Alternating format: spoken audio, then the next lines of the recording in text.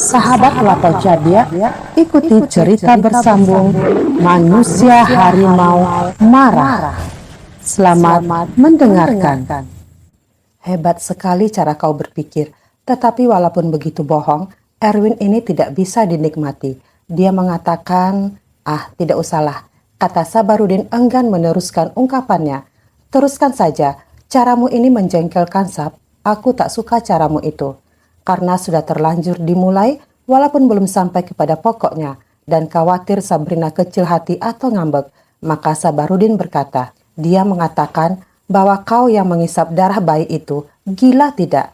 Sabrina tidak segera menjawab, nampak dia marah dan malu, dan entah apa lagi yang disembunyikan oleh ekspresi wajahnya. Aku hormati dan hargai dia karena pernah membantu dan memang pintar mengobati, tetapi dustanya ini benar-benar gila, kata Sabarudin. Itu makanya aku tidak mau menceritakannya tadi. Jahanam dia berani berbohong begitu. Itu fitnah yang paling besar yang pernah kudengar. Akan terkutuk dia untuk fitnahnya itu. Orang tak suka dituduh yang bukan-bukan dengan cara yang begitu keji. Lalu sambungnya lagi, bagaimana mungkin manusia mengisap darah bayi mungil itu? Manusia manapun tak mungkin. Bekas luka saja tak ada. Itulah yang tak masuk akal. Tetapi dia tidak segan-segan mengatakan bahwa orang yang dikatakannya iblis itu mengisap darah anak keluarga Safril melalui pandangan mata saja. Gila, benar-benar gila, kata Sabarudin. Dia menuduh aku, tanya Sabrina seperti tak percaya. Ya, kau, kata Sabarudin datar karena klimaks cerita sudah dilalui. Dia bercerita di depan orang banyak. Akan kutuntut dia karena menfitnah dan merusak serta menghina nama baik diriku. Dia hanya bercerita kepadaku, lalu kusuruh dia turun dari mobil karena aku sangat jengkel. Bagus, dia pantas diperlakukan seperti itu karena kekurang ajarannya.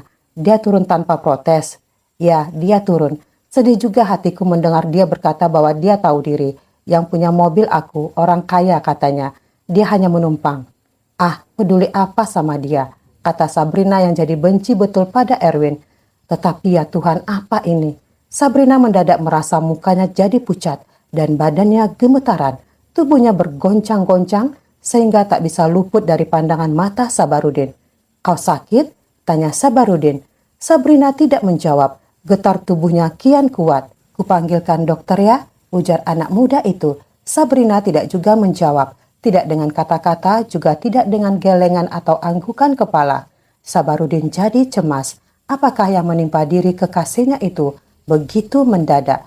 Tak tahu akal lain, dipijit-pijitnya dahi dan kemudian kedua tangan Sabrina. Getaran tubuh itu tidak mereda. Bahkan kini mata indah yang pandai menjatuhkan hati lelaki itu mulai merah dan kian merah. Setelah itu Sabarudin jadi lebih terkejut disertai rasa takut. Tangan yang dipijitnya itu mulai berbulu. Jelas warnanya kuning dan hitam. Lalu muka Sabrina ditumbuhi bulu, pendek dan kian banyak. Sabarudin seperti terpaku dan kini tubuhnya gemetaran karena takut. Tak ada sebab lain. Ia sadar bahwa ia berhadapan dengan Sabrina yang mengharimau. Tak masuk akal, sungguh tidak bisa dipercaya. Tetapi mau tak percaya bagaimana kalau sudah mata kepala sendiri yang melihat. Sabrina tersenyum dengan mulutnya yang masih belum berubah, mungkin mengisyaratkan agar Sabarudin jangan takut. Tetapi senyum yang begitu menawan tadi kini telah tidak mempesona lagi. Dengan mata yang memerah saga, dikelilingi bulu-bulu kuning dan hitam itu, senyum Sabrina menambah rasa takut pada diri manusia yang belum sampai 5 menit yang lalu masih begitu cinta dan tergila-gila padanya. Dengan muka pucat dan badan gemetaran, Sabarudin menjauh sedikit. Rasa sayang yang mendadak sontak berubah jadi rasa takut itu tidak bisa membuat dia langsung melarikan diri, tetapi juga tidak punya keberanian untuk tetap begitu dekat dengannya. Kini mata Sabrina yang merah seperti memancarkan semacam sinar yang membuat bulu roma berdiri. Kau benar-benar cinta padaku, Sabarudin? Tanya Sabrina. Kini Sabarudin yang tidak menjawab. Sabarudin, aku bertanya apakah kau benar-benar cinta padaku? Laki-laki itu tidak mampu memberi jawaban. Apa yang hendak dikatakan? Cinta? Ia telah menjadi takut. Mau mengatakan tidak, bukankah tadi ia begitu cinta padanya? Kau takut melihat aku, Sabarudin? Aku melepaskan Erwin untukmu. Kau masih ingat? Ya, jawab Sabarudin. Memang begitu yang telah terjadi. Perubahan pada diri wanita itu berjalan terus. Kini kuku-kuku tangannya pun telah menyerupai kuku harimau. "Mengapa kau, Sabrina?" tanya Sabarudin, menyadari benar apa yang telah berlangsung di hadapannya. "Kau takut? Ini hanya terjadi sekali-sekali di luar kemampuanku dan tak akan berlangsung lama. Takutkah kau?" "Aku heran." "Hanya heran? Kau tidak takut padaku?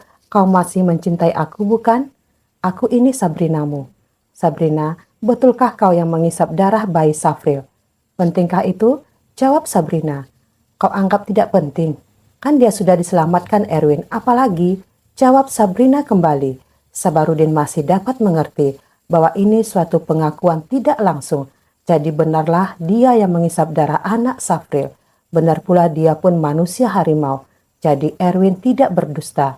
Betapa telah amat bersalahnya dia, marah pada sahabatnya itu, sampai-sampai disuruh turun di tengah jalan. Betapa sombong dia pada orang yang pernah menolong dia dan pernah sangat dikaguminya. Kini di depan matanya, ia melihat Sabrina berubah jadi menyerupai harimau sehabis dia mengata-ngatai Erwin. Keramatkah sahabatnya itu? Rasanya tidak usah dipikir sejauh itu. Bukankah Erwin sudah mengatakan bahwa Sabrina sewaktu-waktu dapat jadi harimau? Dalam proses perubahan itu dengan hati kecut, Sabarudin melihat bahwa mulut Sabrina pun mulai menonjol dan kian menonjol. Lalu tampak 4 buah taring, 2 di kiri, 2 di kanan. Menyaksikan ini laki-laki itu kian takut dan merasa bahwa dirinya mungkin dalam bahaya. Kalau ia mau mengisap darah bayi dalam keadaan yang masih seperti manusia biasa, apakah tidak mungkin dia mau menerkam dalam keadaannya yang sudah berubah bentuk untuk sekedar jangan terlalu menyakitkan hati Sabrina? Maka Sabarudin berkata bahwa ia masih ada suatu urusan lain. Katanya, "Aku pergi dulu ya Sabrina, masih ada suatu urusan." Mendengar ini, gadis harimau itu menyeringai sehingga mulut dengan gigi-gigi yang tajam itu tambah mengerikan dan mengejutkan semangat Sabarudin. "Ada urusan katamu? Sejauh malam begini?" "Kau bohong Sabarudin, yang benar kau takut padaku. Katakan bahwa kau tidak takut, bahwa aku kekasihmu yang sudah berpuluh kali kau peluk," kata Sabrina. Sabrina bergerak mau memegang dan merangkul Sabarudin. Sabarudin tidak bisa lagi menahan rasa takut. Ia menyingkir lebih jauh, kemudian berdiri. "Jangan pergi Sabarudin, kau telah membuat aku meninggalkan Erwin. Kini kau tidak boleh meninggalkan diriku. Aku cinta padamu, aku tidak mungkin menyakiti engkau. Duduklah kembali, sebentar lagi aku akan jadi normal seperti biasa." Sabrina yang menakutkan Sabarudin itu sesungguhnya lah takut kehilangan orang yang sudah jadi pilihan hatinya. Dia sadar bahwa laki-laki itu takut, tetapi dia lebih tahu dan berketetapan untuk tidak mau kehilangan Sabarudin. Bertemulah 2 macam keadaan yang amat bertentangan. Seorang laki-laki yang pernah cinta kini dalam keadaan takut setengah mati, dan seorang wanita cantik yang berubah jadi amat menakutkan kesayangannya, tidak mau kehilangan orang yang sedang amat ketakutan itu. "Aku tidak akan menyakitimu," kata gadis harimau itu dengan suara beribah hati. Kata-kata itu masih sanggup menimbulkan rasa kasihan pada Sabarudin, tetapi tidak mampu melenyapkan rasa takutnya. "Aku percaya Sabrina, tetapi mengapa kau jadi begini? Aku memang takut. Maafkan aku Sabrina, kau membuat aku takut," kata Sabarudin akhirnya. "Kau tidak perlu takut. Aku sayang sekali padamu. Sebentar lagi aku akan normal kembali. Jangan tinggalkan aku. Aku bersumpah akan tetap menyayangimu sampai denyut nafasku yang terakhir." "Tetapi mengapa begini Sabrina? Mengapa? Aku benar-benar takut." Sabrina sangat sedih mendengar kata-kata itu. Tetapi jauh di lubuk hatinya, ia bisa mengerti mengapa manusia biasa takut melihat keadaannya seperti itu. "Ini suatu takdir Sabarudin, bukan kemauanku, tetapi juga tidak dapat kuelakkan. Siapa yang mau seperti ini? Aku sendiri amat malu." "Kau tidak perlu malu. Terima ini sebagai suatu kenyataan," kata satu suara yang tak kelihatan orangnya. Sabarudin tambah terkejut. Begitu juga Sabrina sendiri. Suara itu dikenalnya, suara ayahnya yang telah tiada karena dikeroyok sampai mati oleh orang-orang kampungnya sendiri ketika ia mengharimau di Sungai Penuh, Sumatera Barat. "Siapa pula itu?" tanya Sabarudin. "Ayahku," jawab Sabrina. Anak muda itu tambah takut. Itulah untuk pertama kali Sultan Rimbo Gadang mendatangi anaknya, sebagaimana Jalubuk pada saat-saat genting mendampingi anak tersayangnya. Dalam hati Sabrina merasa malu diketahui oleh Sabarudin bahwa keluarganya bukan manusia-manusia yang wajar. Tetapi apa boleh buat, semua memang kenyataan yang benar-benar dinamakan takdir. Sabrina, biarkan dia pergi. Dia bukan pasangan bagimu, kata ayahnya yang masih tak mau memperlihatkan diri. Aku mencintai dia, ayah, dan dia pun menyayangi diriku. Aku tak mau berpisah dengannya. Dia sekarang takut padamu. Mana mungkin dia mencintaimu lagi? Dia telah berjanji, ayah. Itu kan sebelum dia mengetahui betapa dan siapa kau sebenarnya. Ayah, aku tidak melepaskannya. Aku telah berkorban untuknya. Kau melawan kata-kataku, Sabrina. Maafkan aku. Dalam hal ini kupinta ayah jangan ikut campur. Aku sudah dewasa. Sabarudin yang mendengarkan dialog antara ayah dan anak itu kian menyadari bahwa Sabrina bukan gadis untuk dirinya. Tidak mungkin mustahil. Tetapi dia juga mengetahui bahwa Sabrina tidak mau melepaskannya. Dan kenyataan itu bukan pertanda baik bagi dirinya. Tiba-tiba ayahnya membentak. Biarkan dia pergi. Dia tidak mencintaimu lagi. Kau telah salah pilih. Sebenarnya dirimu cocok untuk Erwin. Ia telah mengetahui keadaanmu sebagaimana engkau mengetahui keadaannya. Orang ini bukan manusia yang cukup baik. Dia sahabat Erwin, tetapi dia sampai kini masih merahasiakan bahwa dialah jadi penyebab sampai Erwin menghindari masyarakat. Sabarudin malu mendengar ucapan ayah Sabrina. Orang yang telah tiada ini tentu orang yang amat hebat dengan ilmu yang sangat tinggi. Kalau tidak begitu, mustahil ia mengetahui apa yang dilakukan oleh Sabarudin. Benarkah itu, Sabarudin? Tanya Sabrina. Laki-laki itu tunduk tidak menjawab, tetapi sikapnya itu merupakan jawaban lebih jelas dari ratusan kata-kata. Aku pergi, Sabrina, kata Sabarudin, dan ia berpaling melangkah. Ingat, Sabarudin, aku cinta padamu dan aku tak akan melepaskan kau. Kata-kata itu merupakan ancaman, tetapi Sabarudin terus berjalan keluar. Setiba di luar dia mempercepat jalan, kemudian berlari. Perasaan takut kini lebih menghantui dirinya.